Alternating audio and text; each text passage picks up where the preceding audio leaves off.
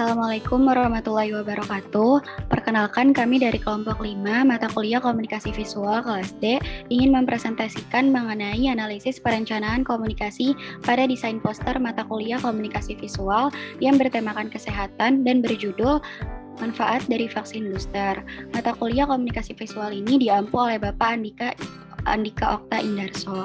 Berikut adalah anggota-anggota dari kelompok kami. Yang pertama adalah Alia Rahmadina dengan NIM 159, yang kedua ada Anissa Rahmadan dengan NIM 128, yang ketiga ada Davisha Ayu Rahmadani dengan NIM 160, yang keempat ada Iza Adlina dengan NIM 135, dan yang terakhir ada Siti Safira Cahyani dengan NIM 131.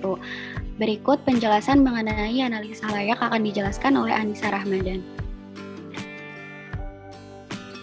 Yang pertama dari segi geografis, mayoritas transmisi lokal, varian Delta dan Omicron, telah meluas di wilayah Jabodetabek, mengingat secara geografis daerah-daerah tersebut berdekatan letaknya, apalagi disertai dengan mobilitas masyarakat yang terbilang cukup tinggi.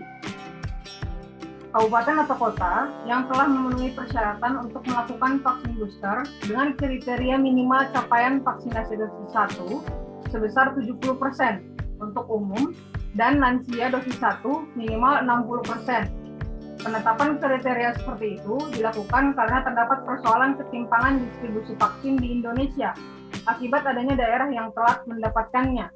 Ketimpangan distribusi yang terjadi antara Pulau Jawa dengan luar Pulau Jawa maupun antara kota dengan desa menjadi permasalahan geografis yang perlu disadari dalam program vaksin booster. Indonesia dalam pendistribusian vaksin jenis apapun mengalami tantangan yang bersifat kewilayahan karena terdapat daerah-daerah terpencil, perbatasan, kepulauan, termasuk daerah-daerah dengan otonomi khusus yang harus diperhatikan dari sisi geografis. Luasnya wilayah dengan kondisi alam yang tidak menentu juga merupakan hambatan dalam akses kesehatan. Kemudian dari segi demografis, menurut hasil survei Indikator Politik Indonesia, mayoritas 54,8% responden tidak setuju dengan rencana pemerintah memberikan vaksin COVID dosis ketiga atau yang biasa disebut dengan booster.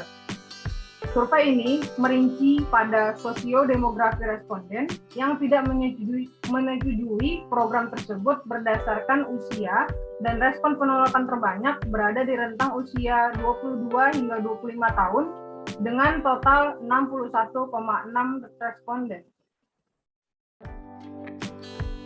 Responden survei indikator ini berdasarkan data sosiodemografi yang tidak menyetujui adanya vaksinasi booster, kebanyakan berasal dari golongan buruh kasar, sopir atau ojek, petugas keamanan, pedagang kaki lima, hingga pengangguran.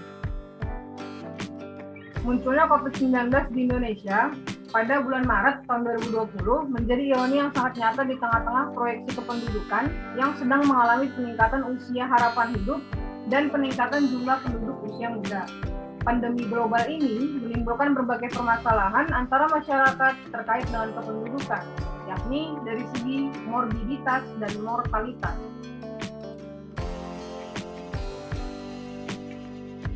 Kemudian yang terakhir yaitu segi psikografis. Pada 11 Januari 2022, vaksinasi lengkap hingga 3 dosis bagi lansia di Indonesia baru mencapai 44,08% atau 9.501,499 orang dari target 21.553.118 orang. Hal tersebut ditengarai karena berbagai alasan, salah satunya mengenai keyakinan masing-masing orang akan keberadaan wabah ini, tidak adanya kendaraan atau pihak yang mengantar, kondisi kesehatan yang tidak memungkinkan, dan hoax yang merajalela. Untuk masyarakat umum sendiri, mereka meragukan efek samping jangka panjang, tingkat efektivitas yang hanya berkisar antara 50 hingga 60% saja, adanya konspirasi berkenaan dengan politisasi dengan tujuan tertentu seperti kepentingan bisnis semata, waktu penelitian yang terlalu singkat, serta adanya kesan pemaksaan karena vaksin seolah-olah diwajibkan bagi seluruh warga negara. Dari segi psikografis, terdapat golongan yang kukuh untuk menolak vaksin karena teguh atas pendirian mereka dan merasa bahwa vaksinasi booster tidak diperlukan lagi. karena jumlah kasus COVID kian menurun dari waktu ke waktu. Maka di saat itulah perlunya campur tangan dari kementerian dan lembaga yang berurusan dengan pengendalian wabah agar bisa memberikan edukasi disertai pendekatan persuasif guna meyakinkan masyarakat akan pentingnya vaksinasi secara lengkap. Kemudian akan dilanjutkan oleh teman saya, Siti Safira. Oke, baik. Selanjutnya ada tujuan komunikasi. Yang pertama adalah menambah pengetahuan. Berdasarkan analisis kami mengenai poster yang bertema kesehatan dengan konteks manfaat vaksin booster ini, terdapat beberapa tujuan yang diantaranya adalah untuk menambah pengetahuan dan pemahaman bahwa vaksin booster ini memiliki banyak manfaat bagi masyarakat Indonesia. Terutama di era COVID-19 ini, walaupun kondisi faktual lapangan sudah berganti fase menjadi endemi, sudah sepatutnya kita sebagai masyarakat Indonesia memiliki kesadaran dan pemahaman sendiri mengenai manfaat vaksin booster ini. Diharapkan dengan dibuatnya poster ini dapat menambah kesadaran dan pengetahuan masyarakat terhadap vaksin booster, sehingga data jumlah penerima vaksin booster dapat lebih meningkat lagi ke depannya. Yang kedua adalah mengubah sikap. Diharapkan dengan adanya poster ini, masyarakat menjadi lebih concern dan aware terhadap sosialisasi dan kegiatan vaksinasi di wilayah masing-masing. Kami sebagai salah satu pembuat media atau saluran dalam hal ini juga berharap bahwa nantinya masyarakat atau khalayak dapat berpartisipasi aktif ke dalam kegiatan vaksinasi sehingga endemi COVID-19 ini bisa semakin turun dan reda angka penyebarannya. Serta diharapkan penerima manfaat vaksin booster ini semakin banyak dan memberikan efek positif terhadap herd immunity penerima dan dampak positif lainnya bagi lingkungan sekitar. Dan yang terakhir, mengubah perilaku. Tujuan lain yang kami harapkan dengan adanya poster ini adalah mengubah perilaku khalayak atau masyarakat yang sebelumnya pasif mengenai kegiatan vaksin booster ini menjadi lebih aktif lagi. Aspek persuasi yang terkandung dalam poster ini bertujuan untuk mempengaruhi khalayak agar ikut serta berpartisipasi dalam kegiatan vaksinasi booster ini dan ikut serta membantu menyebarkan informasi mengenai manfaat vaksin booster ini kepada lingkungan sekitarnya. Sehingga nantinya peningkatan penerima vaksin yang ada menjadi lebih banyak dan dapat semakin meminimalisir penyebaran COVID-19 di Indonesia. Sehingga nantinya Indonesia perlahan-lahan dapat bebas dan pulih sepenuhnya dari permasalahan COVID-19 ini. Bagian selanjutnya akan dibacakan oleh teman saya, yaitu Alia Rahmani. Menetapkan saluran berdasarkan analisis kami, hasil yang telah kami buat termasuk ke dalam kategori kelompok media. Oleh karena itu, alternatif yang kita gunakan untuk menyajikan informasi menggunakan media berbentuk poster. Poster yang kami telah buat memuat pesan yang ingin kami sampaikan terfokus pada hal kesehatan, terutama manfaat dari vaksin booster. Salah satu alasan yang melatar belakangi kita untuk menyampaikan informasi menggunakan media poster adalah agar pesan yang ingin kita sampaikan lebih mudah dipahami dan diterima oleh khalayak luas. Beberapa kelebihan menggunakan poster sebagai media penyampaian informasi yaitu biasanya media visual menyajikan fakta, ide, ataupun gagasan melalui penyajian kata-kata, kalimat, angka, dan simbol. Hal ini digunakan untuk menarik perhatian dengan memperjelas sajian ide dan mengilustrasikan fakta sehingga menarik dan diingat oleh orang banyak, sehingga dinilai dapat menjangkau khalayak yang lebih luas. Kelebihan lainnya yaitu hal yang ingin disampaikan pembuat lebih terangkum bila menggunakan poster karena pesan dinilai lebih singkat sebab tersusun dalam satu lembar. Poster juga cenderung mudah untuk dibuat dalam waktu yang relatif singkat dan juga dengan memuat infografis di dalamnya lebih terkesan menarik perhatian orang yang melihatnya serta menumbuhkan kepedulian terhadap hal yang dibahas dalam poster karena informasi yang disampaikan dapat tersalurkan dengan baik. Selanjutnya akan disampaikan oleh teman saya yaitu Iza Adilina. Merancang pesan.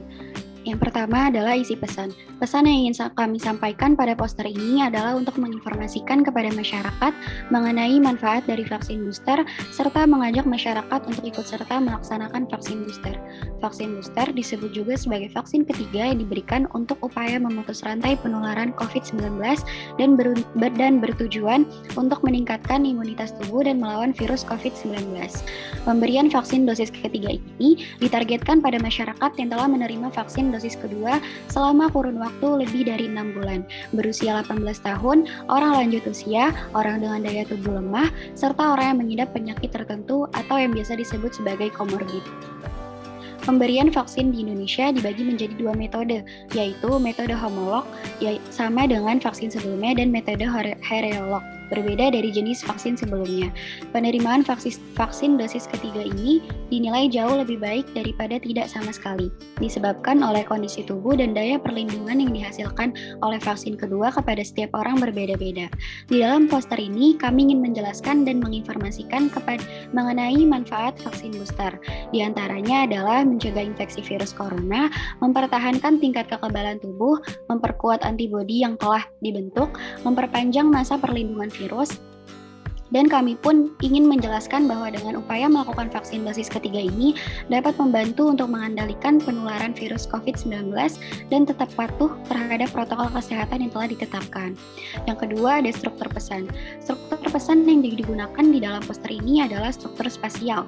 Struktur spasial ada pesan yang disusun berdasarkan masalah dari pemecahannya. Di dalam struktur spasial terdapat strategi persuasi yang dimanfaatkan untuk menggambarkan dan mengajak masyarakat mengenai luasnya masalah. Berdasarkan yang dibahas di dalam poster ini, yaitu mengenai manfaat vaksin booster dan efek yang ditimbulkan setelah melakukannya. Strategi persuasi yang kami gunakan di dalam poster ini adalah dengan membuat pesan semenarik mungkin dan mudah dipahami oleh masyarakat yang melihatnya, sehingga masyarakat tertarik untuk melakukan vaksin dosis ketiga dengan mempertimbangkan segala manfaat di dalamnya. Lalu, pesan di dalam poster ini diakhiri dengan manfaat dari upaya yang dilakukan masyarakat ketika telah mendapatkan vaksin dosis ketiga dan tetap menjaga dan patuh terhadap protokol kesehatan yang telah ditetapkan. Selanjutnya akan dijelaskan oleh teman saya yaitu Davisha Ayu. Kemudian ada format pesan. Poster yang kami buat menggunakan nuansa biru karena warna biru memiliki kaitan erat dengan dunia kesehatan dan dapat memberikan rasa aman dan juga tenang bagi yang melihatnya. Kami menggunakan elemen tangan yang memegang suntikan dan juga elemen orang yang sedang disuntik agar sesuai dengan informasi yang terdapat dalam poster ini, yaitu informasi mengenai manfaat dari vaksin booster. Pada elemen virus, kami menggunakan warna merah karena dapat menunjukkan kesan bahaya dan juga serangan. Pemilihan warna merah pada elemen bentuk persegi di dalam poster kami juga disebabkan warna merah merupakan warna yang paling menonjol dalam spektrum warna setelah warna kuning sehingga mampu menarik perhatian orang dengan cepat. Font yang kami gunakan adalah Bauhaus 93 dan juga Myriad Pro. Alasan kami menggunakan font Bauhaus 93 pada judul dan juga subjudul adalah karena bentuk fontnya yang besar dan tebal sehingga dapat menarik perhatian orang lain. Font Myriad Pro kami gunakan pada bagian isi karena fontnya yang simple sehingga nyaman dan mudah untuk dibaca. Untuk pemilihan warna tulisan, kami sesuaikan dengan warna latar agar dapat mudah terbaca oleh mata. Tulisan yang berlatar gelap menggunakan warna putih, sedangkan tulisan yang berlatar cerah menggunakan warna hitam. Kemudian ada sumber pesan. Pesan atau informasi yang terdapat dalam poster tersebut bersumber dari laman artikel online Halodoc yang berjudul 4 manfaat vaksin booster yang perlu diketahui dan ditinjau oleh Dr. Rizal Fadli yang dirilis pada 8 Februari 2022. Sekian dari kelompok kami. Wassalamualaikum warahmatullahi wabarakatuh.